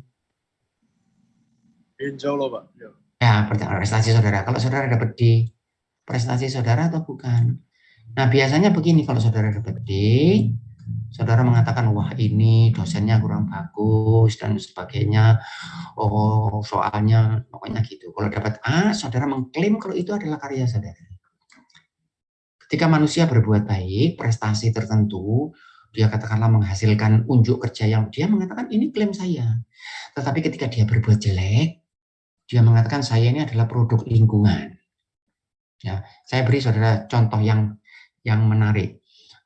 Dugaan saya mungkin saudara tidak pernah melihat atau membaca yang seperti ini. Ini contoh sederhana. Ini permainan sepak bola, saudara. Di sini ada si Amir. Ya, kemudian di sini ada temannya. Kemudian di sini ada temannya. Ini ada si Badu, ini ada si Tolka, ini ada kiper laut, kipernya. Ini ada Ranjau di sini ya namanya temannya. Dan ini ada lawan gitu. Nah, bola dari R dikirim kepada T, dikirim kepada B, ditendang kepada Amir, ditendang oleh Amir, gol. Karena kipernya kebetulan duduk di sini, saudara, bingung. Ditendang, gol. Siapa yang memasukkan bola ke dalam gawang? Nah, Amir. Amir. Semua orang akan mengatakan Amir.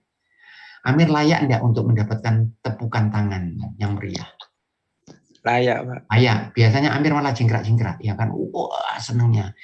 Nah, kemudian Amir itu dapat histeris biasanya Amir.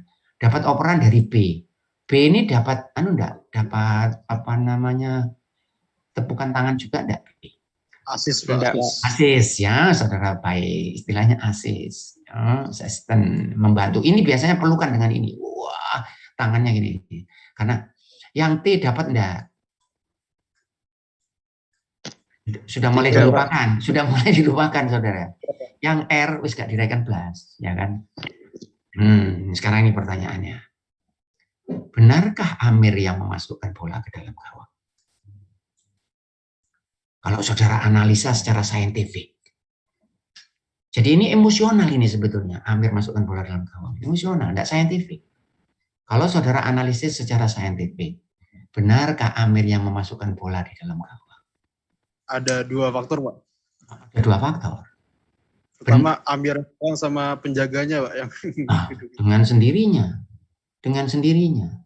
Ya. Bisa enggak Amir ini memasukkan bola ke dalam gawang kalau tidak dapat operan? Tidak. Bisa enggak? Bisa enggak ini mengoper ke sini kalau enggak dapat operan? Sehingga sebetulnya yang memasukkan itu siapa? Ya. Jangan-jangan ini sebetulnya ini gol bunuh diri nih, saudara. Ini bisa enggak saya namakan gol bunuh diri? Enggak, orang ditendang Amir. Tampaknya seperti ditendang Amir, tapi sebenarnya gol bunuh diri. Bagaimana kisahnya, saudara? Ini kiper lawan, ya bisa kiper, bisa ini atau ini, orang ini tadi itu menendang, saudara. Dia menendang, ini temannya di sini. Nah, tendangan dia yang ke sini itu miring sedikit, saudara. Jatuh ke R. Oleh R dioper ke T, dioper ke B, dioper ke Amir, ditendang masuk. Jadi sebenarnya masuknya itu karena tendangan dari ini, asalnya. Nah, ini itu saudara sebetulnya nendangnya itu sebenarnya sudah bagus. Tapi kakinya itu agak meleset sedikit. Karena sepatu yang dibuat oleh tukang sepatu itu sueannya tidak pas dengan kakinya. Sehingga yang hasil memasukkan bola Amir ini sebenarnya bukan Amir, tapi tukang sepatu yang buat sepatu. Gimana kalau saya katakan begini? Masuk akal atau berlebihan? Berlebihan gitu, Pak. Kelihatannya berlebihan, tetapi ini hukum sebab akibat atau bukan? Sebab akibat. Ya. Ini jangan-jangan saudara, ini tendangannya itu tadi jatuh ke sini karena kadar kalsium di lutut ini, pemain sepak bola ini agak berkurang sedikit karena ketika dia janin di dalam itu bisa tidak berpengaruh seperti itu? Oh, jangan mengatakan tidak bisa, saudara. Maka itu sampai bisa saja walaupun jauh. Nah, kalau gitu kenapa kok Amir ini mengklaim dan dia berteriak-teriak kalau dia yang memasukkan. Kalau buat saya itu Amir ini layak mengklaim karena dia berada pada posisi yang tepat pada saat yang tepat. Itu saja yang lumayan. Dan itu pun sebetulnya masih bisa dijelaskan. Tapi kenapa ini kok tidak mendapat tepukan tangan? Padahal dari sini asalnya. Atau mungkin, nggak tahu saya, mungkin ada penonton saudara yang di salah satu penonton yang berteriak, ya suaranya keras, dan ini penonton itu katakanlah menghina ibunya ini. Loh, ibumu itu loh, ya menghina ya, dan ini agak terganggu sedikit sehingga tendangannya jadi ke sini. Bukan tidak bisa itu saudara. Ya. Tetapi Amir sudah mengklaim, aku yang memasukkan. Nah, kenapa ketika Amir mencuri ballpoint temannya, dia mengatakan, aku ini kan produk lingkungan. Paham, saudara? Kenapa ketika dia menyakitkan hati temannya, mengeluarkan kata-kata keras, mengeluarkan kata-kata kasar, dia tidak mengatakan, oh memang aku yang salah. Ini enggak. Kenapa dia mencari kesalahan di tempat lain, termasuk masalah genetik, masalah lingkungan, dan sebagainya. Saudara tahu yang saya katakan tadi, saudara? Seorang pembela, seorang ahli hukum yang tulisannya itu dimasukkan di dunia, di tulisan filsafat moral. Karena apa? Karena setiap saat kalau ada tertuduh dibawa ke pengadilan, ahli hukum ini akan berusaha dengan segala cara supaya tertuduh ini bisa selamat, saudara. Paling tidak mendapatkan hukuman yang paling kecil. Apa alasan yang digunakan? Itu, saudara. Bahwa orang ini tidak bertanggung jawab. Paham, saudara?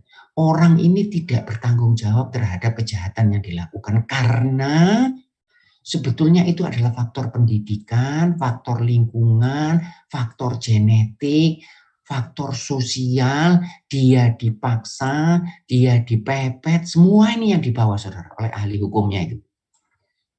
Sehingga ahli hukum itu seolah-olah mengatakan siapa saja yang berada di posisi sini akan melakukan provoke oleh ini, dipicu oleh ini, saudara, provokasi. Dan berhasil, saudara, bukan tidak berhasil. Juri terpengaruh dengan ini. Karena memang ini sebetulnya bisa digunakan untuk menjelaskan ini, bukan tidak bisa.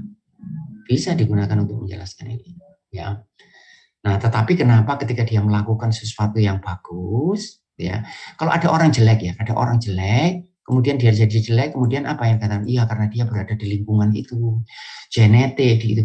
Nah, kenapa ketika orang baik kok dia tidak mengatakan saya ini produk lingkungan? Ketika baik dia mengatakan saya ini berupaya untuk jadi orang baik. Itu. Nah, sehingga sebetulnya di dalam moral mestinya juga ada free will, kehendak bebas. Memang, saudara, memang tidak menutup kemungkinan masa lalu yang seseorang itu menentukan. Maka itu kalau saudara melihat ada anak tertentu yang tingkah lakunya itu betul-betul sudah tidak baik, dengan kesopanan yang sangat jauh dari apa yang diharapkan, kadang-kadang ini bisa dimengerti, saudara, karena dia mungkin lahir dalam keluarga gitu ya. Tetapi tidak berarti ini tidak bisa diubah. Itu masalahnya. Ini bisa diubah kalau memang dia mau. Baik, ada yang ditanyakan, silahkan. Ya. Saya ambil contoh yang terkait dengan ini, saudara. Yang terkait dengan masalah moral ini. Ya. Kadang-kadang kalau saudara buat makin lama bisa makin sulit. Ada si Amir lagi. Ini si Amir contohnya. Ini saudara masih mengikuti. Edgar masih mengikuti, Edgar. Masih ya. Baik ya, Amir. Ini ada kucing, saudara, ini ada kucing dicekik oleh Amir sampai mati. Ya. Amir bertanggung jawab atau tidak? Harusnya iya, Pak. Harusnya iya ya. Amir bertanggung jawab, dia salah. Tetapi Amir mengatakan begini. Nah, ini alasan Amir. Saudara lihat, alasannya ini makin lama makin sulit, saudara. Maka itu tidak gampang. Nah, makin rumit. Amir mengatakan bahwa sebenarnya bukan saya yang mencekik itu, Pak. Ya, ayahnya marah kepada Amir karena Amir mencekik kucing sampai mati. Amir mengatakan, sebetulnya bukan aku ya Tetapi temanku yang mencekik itu, temanku si Badu yang mencekik kucing itu sehingga mati. Kalau memang betul bukan Amir tetapi Badu, maka Amir ini bisa tidak disalahkan? Tidak ya? Tidak, Pak. Oh, gampang. Amir off, saudara. Amir lepas dari tanggung jawab karena bukan dia yang melakukan. Ini jawaban nomor 1. Sudah, oke. Dan tidak ada masalah. Amir malah dikasih duit oleh ayahnya. Baik. Yang kedua, ternyata memang betul Amir. Yang mencekik itu Amir. Tetapi Amir mengatakan begini, sebetulnya memang aku yang mencekik. Tetapi aku itu sebetulnya cuma meletakkan tanganku di leher kucing itu. Tetapi yang menekan tanganku itu adalah Badu. Amir bisa tidak disalahkan? Silakan, siapa mau jawab? Masa anak 50 tidak ada yang jawab? Siapa Arsi? Bisa disalahkan? Bisa disalahkan karena meletakkan tangan. Tetapi bukan membunuh, dia cuma meletakkan tangannya saja. Dia bisa diberi pertanyaan, kenapa kamu kok meletakkan tangan? Tetapi itu kan soal yang lain, bukan soal membunuh kan. Dia meletakkan tangannya yang dipijat oleh Badu. Sehingga Amir pada saat itu tidak bisa disalahkan. Dia hanya bisa ditanya kenapa meletakkan tangan di leher. Itu aja, tapi bukan membunuh. Baik. Kemudian Amir ini ternyata enggak. Jawabannya memang benar Amir yang melakukan itu. Tetapi Amir mengatakan begini ya, aku memang yang mencekik leher kucing itu, tetapi aku ini dipaksa oleh teman-temanku. Kalau aku tidak mau, aku akan dipukuli. Amir bisa enggak disalahkan? Dia terpaksa melakukan itu. Menurut saya tetap bisa, Pak. Tetap bisa, kecuali kalau dia berani. Katakanlah ancamannya keras, saudara. Kalau aku tidak mau, aku akan dibunuh. Misalnya gitu. Kemudian Amir melakukan. Bisa enggak Amir disalahkan? Nah, pada saat itu saudara dalam keadaan terpaksa, saudara tidak bisa disalahkan, saudara. Maka itu ketika saudara karena membela diri, gitu ya, saudara membunuh seseorang karena membela diri, atau tidak sengaja, saudara tidak bisa disalahkan. Ya, saya ada orang tua, saya seberangkan di tengah jalan, ternyata dia ditabrak truk, dan dia meninggal dunia. Saya tidak bisa disalahkan, karena saya tidak punya niat. Saya tidak sengaja, saya tidak punya, bahkan niat saya adalah baik untuk menolong, tapi ternyata, nah saya bisa saja diinterogasi bagaimana kejadian, tapi secara moral saya tidak salah. Sehingga dia bisa tidak salah karena dia dalam keadaan terpaksa. Yang keempat, dia mengatakan memang betul aku yang melakukan itu, gitu ya. Tetapi di dunia ini, ya, ini alasannya mulai kompleks. Di dunia ini kan kita yang kuat kan yang menang. Kucing itu kalau kuat, nanti aku yang dibunuh. Kebetulan sekarang aku yang lebih kuat. Jadi karena aku yang kuat, ya ini hukum survival of the fittest, gitu ya. Siapa yang kuat, dia yang menang. Dia memberi, walaupun itu tidak bisa diterima, tapi dia memberi alasan. Kemudian dia memberi alasan lagi.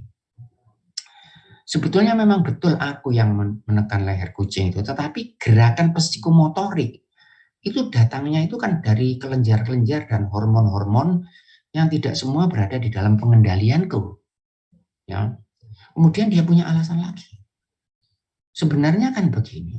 Ini yang ya, kita ini aku ini kan hasil produk pendidikan dan hasil lingkungan. Malah nyalakan ayahnya ini. Semua orang yang kalau aku melakukan ini kan karena aku dididik seperti itu. Karena aku berada pada lingkungan yang seperti itu. Nah, kemudian dia mengatakan manusia itu kan produk lingkungan dan produk pendidikan. Dia memakai istilah nature and nurture, gitu ya. Nature itu berarti saya secara genetik. Nah, kalau genetik itu kan berarti nyalakan ayahnya. Jadi saya ini punya turunan membunuh karena ayah mungkin membawa gen-gen gitu. Atau mungkin pendidikan saya. Dan pada akhirnya dia mungkin bisa menggunakan alasan mendekati spiritual. Ayah nggak usah bingung karena kucing ini memang sudah suratannya mati. Ya. Dan aku yang mematikannya. Jadi sekarang aku ini cuma menjalankan suratan. Karena semua itu sudah tertulis gitu. Jadi kucing ini sudah mati tanggal sekian, jam sekian. Aku yang mencekik. Aku ini cuma menjalankan suratan. Paham saudara, orang bisa menggunakan alasan bermacam-macam. Tetapi saya melihat, benarkah manusia itu adalah makhluk tidak bertanggung jawab? Nah mestinya terutama saudara, terutama ketika saudara berada pada dilema moral. Saudara pernah enggak melakukan sesuatu yang salah lah. Melakukan sesuatu yang salah, tiba-tiba hati saudara, nah ini saya tidak tahu bilangnya hati atau kepala, ini agak sulit ini bahasanya. Di kepala sini atau di hati saudara ini merasa tidak enak. Pernah enggak itu? Kamu melakukan sesuatu, pernah enggak kamu melakukan sesuatu ya, katakanlah kamu berkata-kata keras kepada ibumu misalnya, atau kamu menyakitkan hati temanmu, atau kamu makan kerupuk 5 di warung, terus kamu mengaku 2. Terus setelah keluar dari warung itu ada yang tidak enak. Kamu pernah merasa enggak? Pasti semua, Bro. Pasti, semua pasti merasa itu. Nah, saya melihat itu memang diberikan oleh Yang Maha Kuasa saudara sebagai makhluk moral. Ketika saudara berbuat sesuatu yang tidak baik, tiba-tiba ada rasa yang tidak enak. Nah, maka itu saran saya, bahwa rasa itu saudara pertahankan. Yang ada di dalam jiwa saudara, hati atau pikiran, wallahu a'lam, di dalam jiwa saudara, itu saudara pertahankan. Karena kalau saudara pertahankan, nanti setiap saudara berada pada dilema moral, ya, dalam moral, saudara berada di dilema moral, nanti dia akan menunjukkan saudara jalan yang benar. Ya. Nggak enak, hati saudara itu merasa tidak enak. Ada yang, itu makanya ada filosof di dalam bahasa Jerman itu yang mengatakan begini, die Ruf kommt aus mir und doch über mich, yang artinya itu suaranya itu datang dari saya, tetapi lebih kuat dari saya. Paham saudara maksudnya? Datangnya itu dari diri saya, ada suaranya mengatakan, hei, kamu jangan melakukan itu. Hei, yang kamu lakukan itu salah. Saudara pernah mendengar suara seperti itu? Pernah. Pernah. Ada Farhan pernah mendengar suara seperti itu, Farhan? Iya, Pak. Arvin pernah dengar suara seperti itu? Ada di antara saudara yang tidak pernah dengar suara seperti itu. Tidak yakin saya. Pasti saudara dengar. Cuma apakah suara itu didengar atau dimatikan? Ya kalau suara itu saudara dengar dengan baik, nanti dia itu menjadi peka, saudara. Menjadi peka, menjadi cerah, menjadi bercahaya. Kalau dia cerah bercahaya, setiap saat saudara pada dilema moral, dia keluar dengan menunjukkan saudara jalan yang benar. Jangan itu dipilih. Tetapi kalau tidak, malah enggak. Maka itu mudah-mudahan kita bukan tipe yang itu, saudara ya. Saya lihat di Indonesia ini ada orang-orang tertentu, ini istilah sanubari, saudara mungkin pernah mendengar. Ya, sanubari. Kemudian consciousness, bahasa Inggrisnya begitu, consciousness, fitrah, itu bahasa-bahasa seperti itu mengisyaratkan itu, saudara. Kata hati, mata hati, gitu. Seperti itu. Jadi ketika saudara berada pada sesuatu pilihan A dan B, saudara menarik, saudara. Kalau moral ini pilihannya mesti begini, A dan B. Misalnya cuma 2 misalnya ya. Nah, saudara itu senangnya yang A. Tetapi seharusnya yang B. Gitu. Ini baru saudara punya dilema moral. Ya. Saudara pergi ke warung, senangnya kalau kerupuk 5 bilang 2. Itu senang, matematik itu menguntungkan. Tetapi moral saudara mengatakan yang betul B. Sehingga ada dilema.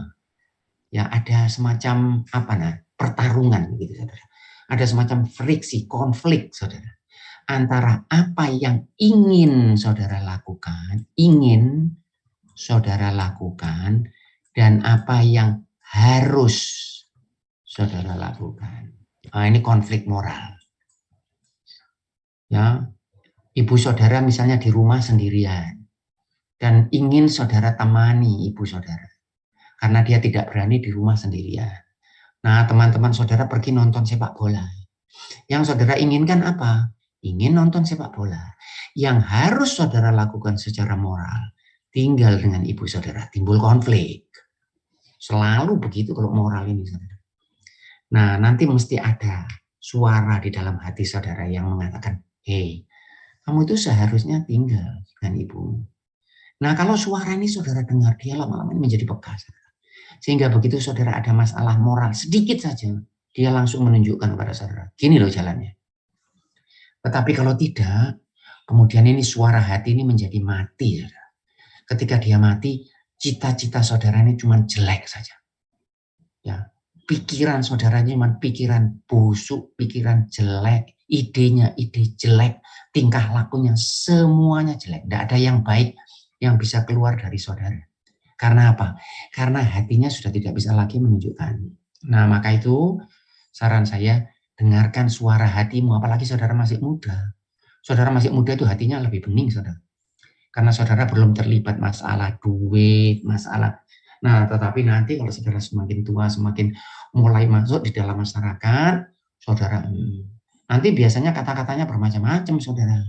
Wah, nggak bisa kalau saudara hanya melakukan ini, kita ini kan punya. Ya, bahkan saudara ditakut-takuti. Kalau misalnya saya ambil contoh, hidup yang jujur. Saudara berani hidup yang jujur. Amanah, bekerja dengan baik. Siapa ini? Harvin. Berani. Berani, Pak. Berani ya? Kamu enggak takut miskin? Enggak takut miskin, Pak. Harvin? Enggak ya? Enggak, gitu. Biasanya gitu, kamu kalau jujur, kamu hidupmu amanah, wah kamu sulit. Gitu ya. Farhan, berani hidup yang jujur, Farhan? Iya, Pak. Enggak takut miskin kamu? Insya Allah enggak, Pak. Nah, ya jangan takut. Nanti ada orang bilang, waduh, kamu nek uripmu ngene kok angel kamu. Saudara jangan termakan dengan slogan. Orang yang mengatakan seperti itu hatinya sudah tertutup, saudara. Sudah enggak bisa. Ketika dia menangkap sesuatu itu, saudara ya, mendapatkan uang hasil korupsi itu dia nikmatnya luar biasa. Ya. Tetapi kalau hati saudara masih bersih, ada uang haram masuk ke saudara, saudara risih, saudara. Saudara gelisah. Saudara gelisah, saudara tidak enak. Tetapi kalau itu saudara tekan-tekan, lama-lama jadi enak. Hati-hati. Maka itu manusia itu sebetulnya ada determinisme dalam hidupnya, tetapi ketika dia berada di dilema moral, mestinya dia bisa memilih. Karena kita tidak mungkin yang oleh Yang Maha Kuasa ini diberi makanan secara fisik, dikasih selulus, dikasih karbohidrat, dikasih vitamin, tidak dikasih kecerdasan moral. Tidak mungkin. Mesti kita dikasih kecerdasan moral. Hanya biasanya dalam perjalanan hidup mengalami distorsi, kemudian kita tidak bisa lagi membedakan mana yang benar, mana yang salah. Baik, ada yang ditanyakan? Nah, pada pertemuan yang akan datang, saya akan membahas tentang statistik, saudara. Jadi, saudara siapkan buku Leland Blank. Kita akan melihat mungkin chapter 1, chapter 2, chapter 3, gitu sekaligus. Kemudian akan ada pekerjaan rumah. Baik, ada yang ditanyakan? Mohon izin, Pak. Tadi nama bukunya, Pak? Buku Leland Blank, teman saudara sudah punya, saya tuliskan sebentar. Nama bukunya Statistical Procedure for Engineering, Management, and Science. Anunya panjang, saudara. Anunya saja. Teman saudara punya. Bahkan teman saudara kayaknya punya e-booknya. Saudara tanya teman-teman saudara semester yang lalu. Leland Blank. Jadi minggu yang akan datang, hari apa? Insya Allah hari Kamis, kita mulai lihat buku Leland Blank. Nah, ini diskusi tentang filosofi, penelitian, eksperimen, dan sebagainya. Saya cukupkan sampai di sini, kecuali kalau saudara punya pertanyaan. Baik, ada pertanyaan lain? Pak, permisi Pak. Ini Silakan. apa untuk Leland Blank-nya ini apa yang International Student Edition ya Pak? Oh ya boleh. Hampir sama. Jadi apa acuannya Pak? Bukunya? Iya, International Student Edition boleh. Oke Pak. Jadi kalau yang punya saya di sini, saudara, yang punya saya di sini International Book Company. Ya, International Student Edition. Jadi ini yang ya baik. Jadi ini edisi keberapa yang punya saya? Mungkin edisi yang baru sudah ada, saudara ya. Tetapi ini edisi saudara cari sama saja saya kira. Baik. Saya belum menemukan edisinya. Ini tahun 1982, ini malah sudah lama, saudara.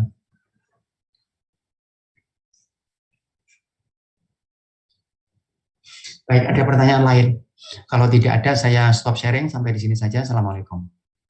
Waalaikumsalam.